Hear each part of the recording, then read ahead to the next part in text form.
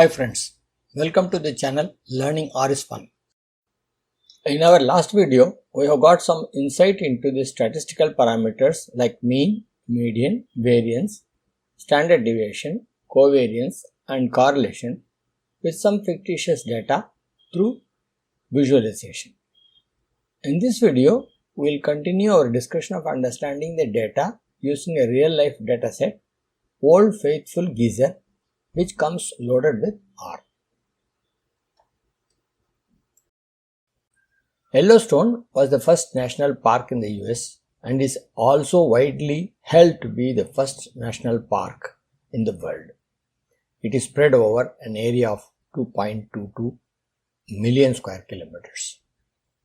The park is known for its wildlife and its many geothermal features, especially Old Faithful Geyser, one of its most popular. You can get an idea of how these geysers eject hot water from the ground from this simple diagram. When sufficient pressure is built up, the water is thrown above the ground with force, somewhat similar to our simple rice cooker, which simply raises the weight which is placed on top of it. You can watch the video clips from YouTube about this geyser. I have given a link in the description given below. You can see the screenshot of the data mentioned in the reference, Azzolini and Bowman.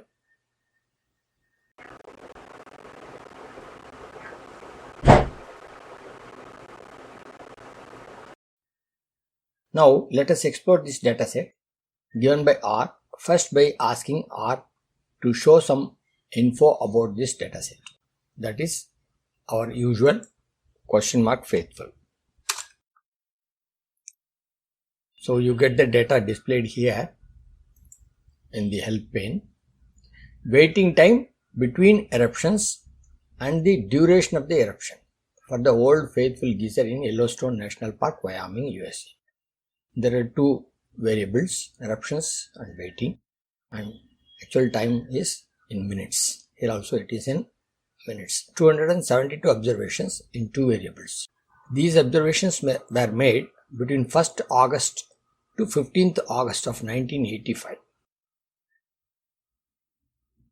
Now let's go to the first statement here, head faithful 5.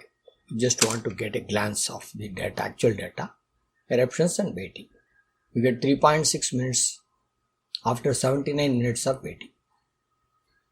After 54 minutes of further waiting, you got only 1.8 minutes of eruption. Again you waited for 74 minutes, you got a 3.3. In this case, you got 4.5 minutes of eruption, or you can say you have waited up to 85 minutes. So when you wait for longer period, you get a higher eruption. So there is some relation we can see from this data itself.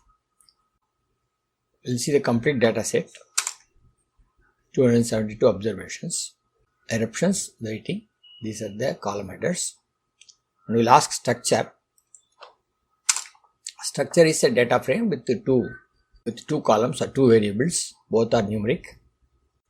Now for our typing convenience, we'll assign this faithful dollar eruptions into DOR, duration and weight. Here faithful dollar waiting to wait. So this will simplify our typing work. Now what we'll do, we'll find out whether this data has got a missing value. By simple observation itself you know, but when the data is very large, you can't observe like this. So the procedure to check them is this, sum is.na dur. What does this mean? Now when you say is.na duration, you'll see a vector of logical values. Let's see this, is.na of duration. So this is a vector. Each element in the duration column has been checked for whether it is an NA. Now we have got 272 logical values. Each logical value we know, if they are true, you will get 1, if they are false, you get 0. So when you sum, naturally sum of this if you take, then that will be your indication of how many NAs are there. That's what we are doing here. Now it is 0. That means not a single true is available here. Similarly, in the case of weight also, we find that there are no missing values. Now let's go ahead and plot. Plot faithful. We see here plot of both weighting and eruptions. You get larger eruptions here, somewhere here, because this 90 is the 90 minutes of waiting period, and you get higher value, that is 5 minutes of eruption in this area. Here you waited for 50 minutes or even less. Accordingly, the eruptions are lesser. You get 1.5 to 2 minutes of geysers. Individually also you can plot them, duration, and that means in these 291 records you have seen durations every day, or you can say the observations are not always like this. In the initial period of observations it's all small, after that it's great. It's not like that. They are all mixed. Similarly, we'll see plot of weight. Weight is also like that. If you plot them together, then we have seen this. We'll take the mean of the duration. It's 3.48. That means on an average you will be able to see 3.48 minutes of the eruption. That means again you have to wait for 70 minutes or so to see one eruption. We take a summary. Summary gives what is the minimum, maximum, everything. So minimum is 1.6 minutes. That means you at least see 1.6 minutes of eruption. So if you wait for some time. What is the minimum waiting period? 43 minutes. So if you are very lucky, within 43 minutes you will see an eruption. If you are not so lucky, you may have to wait up to 96 minutes. So if you wait for 96 minutes, you are sure to get at least one eruption during this period. And maximum eruption is 5.1. If you are very lucky, you will get 5.1 minutes of eruption. You can see that. This is the interpretation of the summary values. Now let's see the variance. Variance of duration. It is 1.3. Standard deviation of duration. It's 1.14. Basically, this gives the spread of this information. Now we'll see a covariance value. Covariance is 13, positive. So there is a positive relationship, but however the relationship appears to be weak. Go for correlation. In correlation we get 0.9. That means we get a very strong correlation between the waiting time and eruption. The longer is the waiting time, the larger will be the eruption. Now we can see a box plot also for duration. Most of the values, that is the duration of the geyser, most of them tend to fall below say 4. That means most of the eruptions are less than 4 minutes. Very few eruptions are above 4 minutes.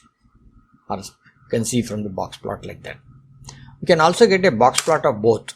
In this case, we will have to zoom, and then also you may not be able to see it still better.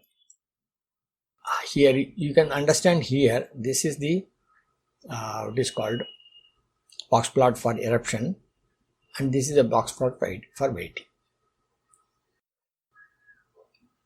Since waiting periods are going up to 90 minutes or so, y-axis has been taken like that.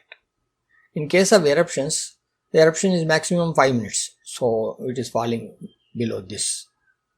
So it's better to see this separately, but even then you can get a glimpse here. Here also you can say if this is about 5 minutes, this is 5 minutes, and most of the eruptions are less than 4 minutes or so. You can see from this. We'll see what is IQR. IQR is 2.2915. That is from the first quartile to the third quartile, that distance. Now we'll go to fit a model, linear model, LM. duration is a function of weight. Now we'll have a look at the LM. It gives us the coefficient, basically intercept also. We'll see the summary of the model. In the summary of the model, we see the coefficients, then multiple R squared, the F statistics, P value, everything. The interpretation of these things we'll see in the future video. Right now, you can see that the data can be modeled and you can have a look at the details. You can also plot the model. It gives you several charts. So you will see the charts one by one. So there is a residual versus fitted, or the difference between the actual value and the fitted value. So those are all plotted here, and then this is the region where you expect. Then one more plot where you see standardized residual values. This is a normal quantile plot. If you accept this sample is from a larger population which is following a normal distribution, then you compare the quantiles of the normal distribution with this data, the quantiles of this particular data, and then you get a plot here. So that is what is shown here. Scale and location. One more plot is that leverage. Leverage is basically to tell you that which value is going to alter this pattern, which is having the power, which particular data is having the power to alter this line. Anyhow, these things we will not discuss in detail now. The purpose of this particular video is to explain to you that a data model can be understood by looking at the missing values, by looking at the pattern of the data using charts, by taking statistical parameters and then getting insight into this data. It is time for winding up this session. We have covered how to find missing values in the data, basic statistical parameters of a data set, how to get them in R, also how to create simple visualizations of the data set. In our next video, we will cover missing values in more detail. Till then, bye from me. Thanks for watching.